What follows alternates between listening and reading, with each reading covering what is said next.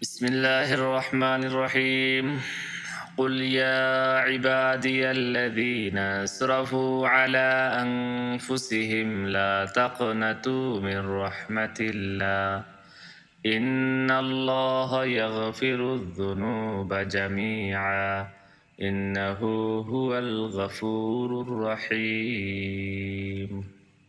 প্রিয় বন্ধুরা, এই আয়াতের মধ্যে আল্লাহ পাক রব্বুল আলামিন কুরআনুল কারীমের মধ্যে বলেন, হে নবী, আপনি আপনার উম্মতদেরকে বলে দেন তারা যেন আমি আল্লাহর রহমত থেকে কখনোই নিরাশ না হয়।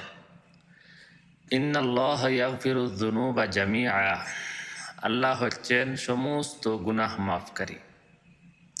ইন্নাহু হুয়াল গফুরুর রহিম, আল্লাহ হচ্ছেন মহা ক্ষমাশীল। তো আমরা এই দুনিয়ায় বেঁচে আছি আল্লাহর রহমতের মাধ্যমে। আল্লাহর রহমত ছাড়া আমরা কেহই এই দুনিয়ায় থাকা সম্ভব না। আল্লাহর রহমত ছাড়া ইহকাল এবং পরকালে সবসময় আমাদের আল্লাহর রহমতের মোকাপেক্ষী হচ্ছি আমরা সকলেই।